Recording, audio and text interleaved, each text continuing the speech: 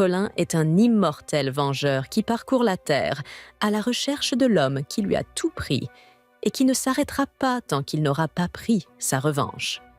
Un jour, Colin s'approche d'un groupe de hors-la-loi et leur dit calmement qu'il est juste à la recherche de quelqu'un et qu'il n'est donc pas nécessaire que les choses deviennent violentes. Ils pointent tous leurs armes sur Colin et menacent de le tuer. Colin aurait préféré éviter le combat, mais comme il ne lui laisse pas vraiment le choix, il sort son épée et coupe instantanément toutes leurs armes et leurs bras en deux. Les hors-la-loi n'aiment soudain plus la violence et commencent à s'enfuir, mais l'un d'entre eux reste et sort une tronçonneuse pour défier Colin. Au début, il pensait que Colin n'était qu'un chasseur de primes ordinaire, mais il réalise maintenant que Colin est un immortel comme lui. Colin jette un coup d'œil au gars et dit qu'il n'a aucun intérêt à le combattre puisqu'il n'est pas celui qu'il recherche. Il donne même à Malek l'opportunité de reculer et de vivre pour se battre un autre jour. Mais Malek insiste pour se battre jusqu'à la mort. Alors il fait tourner sa tronçonneuse et charge en avant pour attaquer. Colin esquive le premier coup, mais il est projeté dans un centre commercial abandonné. Comme il commence à en avoir assez de Malek, il décide de riposter et exécute une simple taillade. Maintenant, Malek semble parfaitement bien, mais Colin atterrit dos tourné et reste immobile, ce qui nous fait tous comprendre que Malek ne va pas s'en sortir vivant. Malek commence à marcher vers Colin, mais une seconde plus tard, sa tête se détache avant même qu'il ne réalise ce qui vient de se passer. Une énergie commence alors à affluer dans le corps de Colin, car il a tué un autre immortel. Alors que Colin se dirige vers la ville voisine pour réclamer la prime de Malek, il est arrêté avant de traverser le pont par la milice locale. Ils lui disent qu'il ne peut pas entrer dans la ville sans un laissez-passer et qu'ils sont prêts à utiliser la force pour l'arrêter.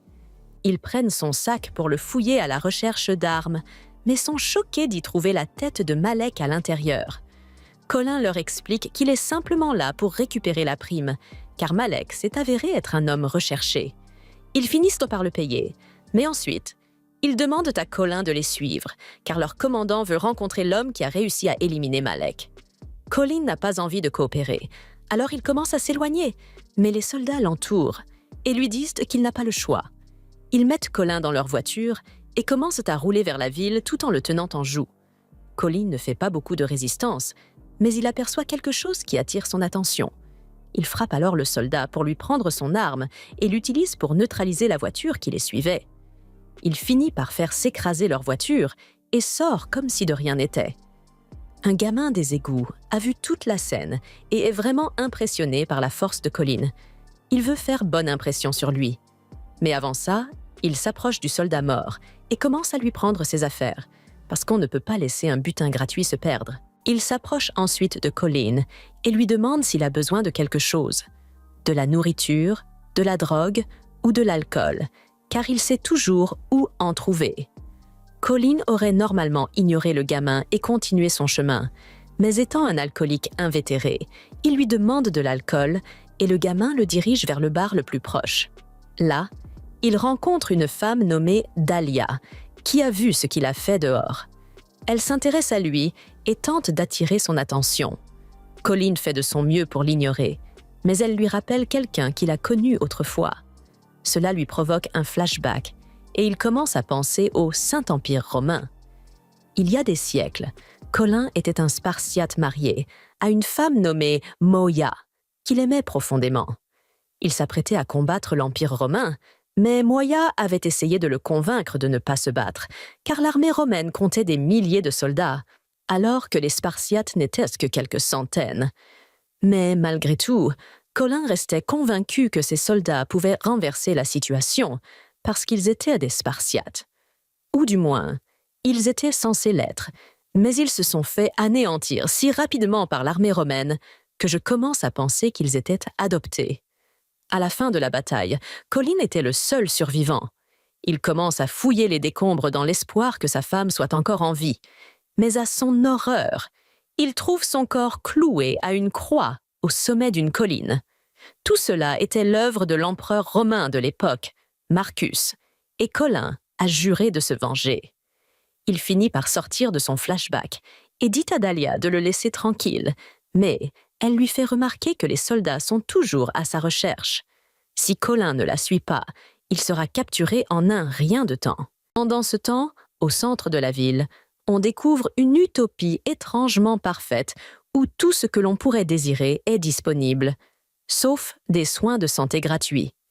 Le dirigeant de cet endroit est Marcus, qui est occupé à regarder sa compagne mener un combat à mort dans l'arène. Après tout, rien n'est plus séduisant que de voir sa petite amie tuer quelqu'un. Marcus l'a rencontrée il y a plusieurs siècles.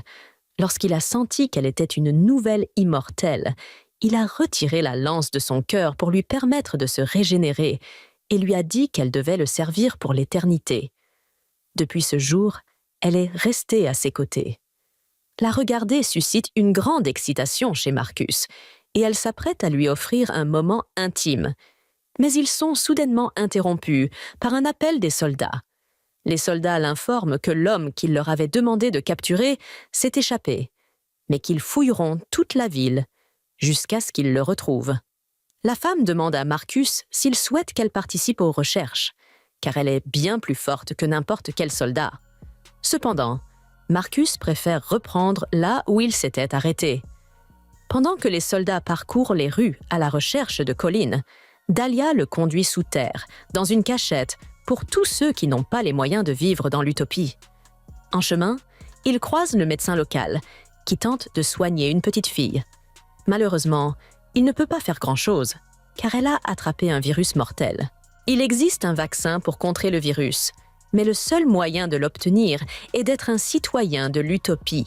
Alors il dit qu'elle ne passera pas les prochains jours. Dahlia ramène Colin chez elle et lui demande de se mettre à l'aise pendant qu'elle se prépare. Mais Colin sait qu'elle doit avoir une arrière-pensée pour l'amener ici, et il lui demande de lui dire ce qu'il en est. Sinon, il partira. Dahlia est désespérée et supplie Colin de rester, car elle a besoin de son aide.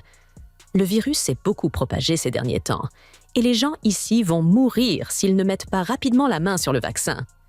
Colin ne voit pas pourquoi il devrait s'en soucier. Alors il s'en va.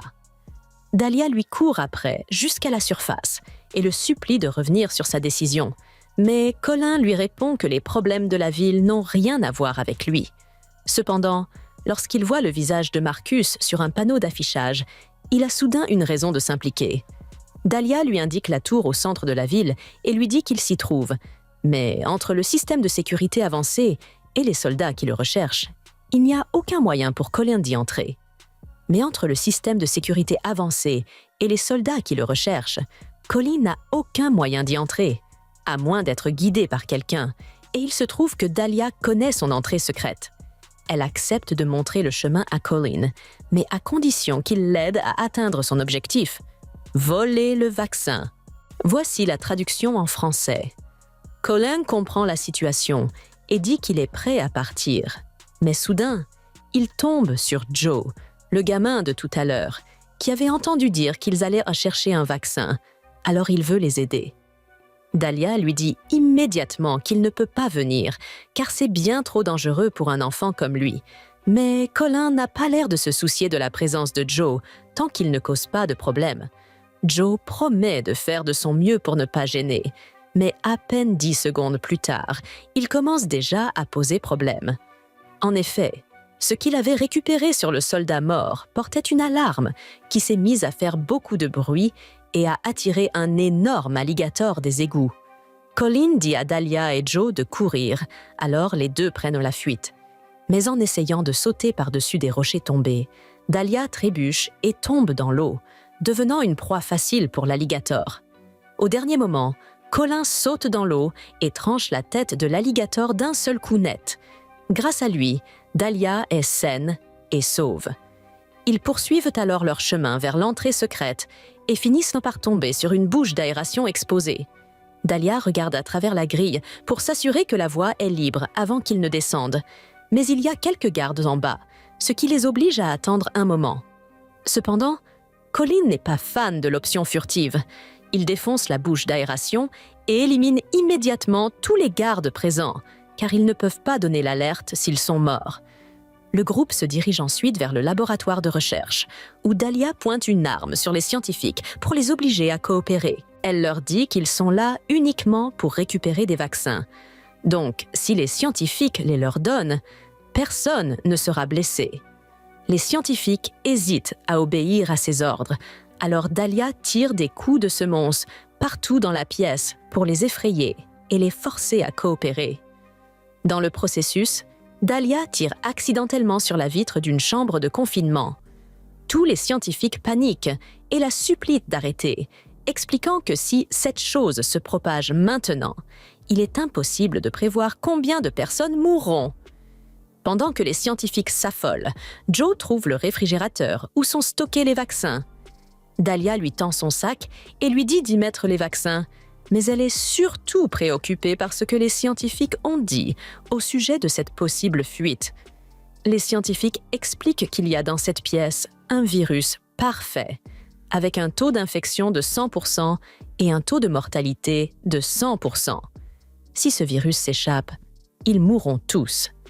Dahlia est confuse et demande pourquoi ils conserveraient un virus encore plus dangereux que celui qui sévit déjà. Puis, elle réalise que ce sont ces scientifiques qui ont créé le virus responsable de la mort de la majorité des habitants de la ville. Un des scientifiques lui dit qu'ils ne faisaient que suivre les ordres de leur patron, mais soudain, une alarme retentit, indiquant que le bâtiment est en train de se verrouiller pour les capturer. Dahlia dit à Joe de se dépêcher avec les vaccins, car ils doivent partir immédiatement. Mais alors qu'il tente de fuir, Colin ressent la présence de Marcus à proximité. Il décide alors d'abandonner Dahlia et Joe pour entrer dans un ascenseur et partir à sa poursuite. Depuis que Marcus a tué Moya, et étant donné qu'ils sont tous deux immortels, Colin le traque sans relâche, à travers le monde. Il l'a poursuivi le jour de la chute de l'Empire romain et l'a coincé dans sa chambre. Mais Marcus n'était qu'un homme calme qui n'en avait rien à faire. Alors il a pris son envol et a commencé à découper Collins en tranches. Même s'ils sont tous les deux immortels, ils peuvent toujours être blessés. Et si on vous tranche la tête, vous mourrez quand même, même si vous êtes immortel. Marcus était sur le point de trancher la tête de Colin pour l'achever définitivement. Mais il a été interrompu par le reste des soldats venus détruire Rome, si bien que Marcus a été contraint de s'enfuir pour le moment. Après cela, Colin a passé les millénaires suivants à rechercher Marcus sur tous les champs de bataille du monde. Il a traversé les guerres de l'ère des samouraïs, les guerres des débuts de l'Amérique et même la Seconde Guerre mondiale. Lors de la Seconde Guerre mondiale, Colin aperçoit enfin Marcus dans l'un des avions ennemis. Il n'hésite même pas et saute directement sur les ailes de l'avion pour combattre Marcus. Marcus est impressionné par la persévérance de Colin, mais il ne pense pas que ce dernier ait la moindre chance de le battre, car Colin n'a qu'une épée et Marcus une arme à feu. Cependant, toutes les guerres auxquelles Colin a participé lui ont permis d'acquérir une habileté considérable, alors que Marcus tire avec son arme. Colin bloque les balles avec son katana. L'avion dans lequel il se trouve finit par s'écraser, si bien que tous deux tombent au sol et s'écrasent sur le toit d'une église. Colin a été gravement blessé par la chute et peut à peine bouger, mais Marcus, lui, semble aller parfaitement bien. Marcus ramasse l'épée de Colin, mais il aimerait bien l'achever ici. Cette église est considérée comme un lieu saint et les règles interdisent aux immortels de s'entretuer dans un lieu saint. Il dit à Colin qu'il a beaucoup de chance. Puisque Colin a survécu à la bataille d'aujourd'hui, Marcus lui demande s'il peut arrêter de le poursuivre, car il commence à en avoir assez. Cela fait 2000 ans que Marcus a tué Moya, alors il dit à Colin de s'en remettre. Au cours des 12 derniers siècles, Marcus a appris toutes les formes d'art, il peut parler 52 langues et il a amassé une grande quantité de richesses. Pourtant, Colin est toujours là, cherchant à se venger, et toujours aussi fauché que le jour où ils se sont rencontrés. Il lui dit qu'ils pourraient prendre faire une trêve et vivre chacun de leur côté leur vie d'immortel. Mais Colin refuse d'abandonner tant qu'il ne se sera pas vengé de ce que Marcus a fait à Moya. De retour dans le présent, Colin arrive enfin au dernier étage où Marcus l'attend. Il s'attendait à ce que Colin se montre tôt ou tard, et maintenant qu'il est là, Il a l'intention de mettre un terme à la triste vie immortelle de Colin. Colin attaque Marcus, mais ce dernier n'est pas du tout à la hauteur en termes d'habileté au combat, si bien que Colin rate tous ses coups. Le combat se poursuit sur le toit de la tour, et Marcus s'amuse tellement à jouer avec Colin qu'avant même de s'en rendre compte, il fait tomber Colin du toit et le fait tomber par terre. Il est un peu déçu de ne pas avoir réussi à achever Colin une fois de plus, mais il ne s'inquiète pas trop, car il sait que Colin finira par revenir. Pendant ce temps, alors que Dahlia et Joe sont sur le point de s'échapper de la tour, Colin s'écrase devant eux et, à la grande horreur de Dahlia, elle réalise qu'il est mort. Mais une seconde plus tard, Colin se réveille, lui attrape la cheville et lui dit qu'il est toujours vivant. En chemin, Colin tombe inconscient et fait un rêve dans lequel il prend le temps de réfléchir à sa vie. Il a passé tellement de temps à essayer de venger Moya qu'il n'a pas réalisé que Moya était avec lui depuis le début. Bien qu'elle soit morte à l'époque, elle s'est réincarnée plusieurs fois au cours des derniers millénaires, et actuellement, elle s'est réincarnée en Dahlia. Colin finit par se réveiller et se retrouve dans la cachette, avec tous les gens qui le regardent. Ils sont stupéfaits par le fait que Colin soit revenu à la vie après une blessure aussi fatale, et tandis que certains le craignent pour son immortalité, d'autres l'admirent parce qu'ils le considèrent comme leur... Finalement, alors que le virus est sur le point d'être libéré, Colin renonce à se protéger et tente de s'emparer de la bombe, ce qui permet à Marcus de poignarder Colin alors qu'il a le dos tourné.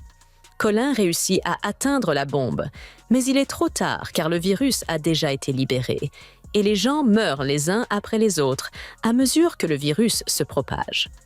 Dahlia est dévastée lorsqu'elle s'en rend compte, mais tout à coup, elle est poignardée dans le dos par la petite amie de Marcus. La petite amie de Marcus se moque de la vie mortelle de Dahlia et lui demande ce que ça fait de savoir qu'elle va mourir.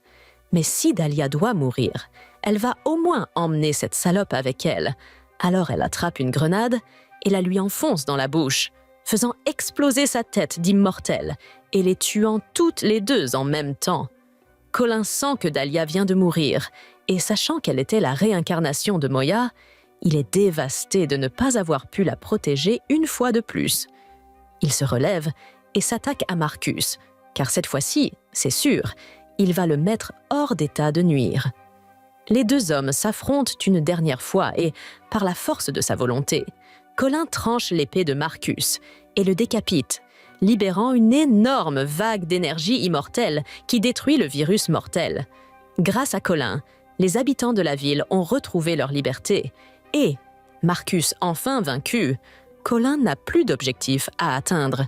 Il quitte donc la ville en quête de ce qu'il fera du reste de sa vie d'immortel. Finalement, alors que le virus est sur le point d'être libéré, Colin renonce à se protéger et tente de s'emparer de la bombe, ce qui permet à Marcus de poignarder Colin alors qu'il a le dos tourné. Colin réussit à atteindre la bombe, mais il est trop tard car le virus a déjà été libéré et les gens meurent les uns après les autres à mesure que le virus se propage. Dahlia est dévastée lorsqu'elle s'en rend compte, mais tout à coup, elle est poignardée dans le dos par la petite amie de Marcus. La petite amie de Marcus se moque de la vie mortelle de Dahlia et lui demande ce que ça fait de savoir qu'elle va mourir. Mais si Dahlia doit mourir, elle va au moins emmener cette salope avec elle. Alors elle attrape une grenade et la lui enfonce dans la bouche, faisant exploser sa tête d'immortel et les tuant toutes les deux en même temps. Colin sent que Dahlia vient de mourir et sachant qu'elle était la réincarnation de Moya, il est dévasté de ne pas avoir pu la protéger une fois de plus. Il se relève et s'attaque à Marcus, car cette fois-ci, c'est sûr, il va le mettre hors d'état de nuire. Les deux hommes s'affrontent une dernière fois et, par la force de sa volonté, Colin tranche l'épée de Marcus et le décapite, libérant une énorme vague d'énergie immortelle qui détruit le virus mortel. Grâce à Colin, les sauveurs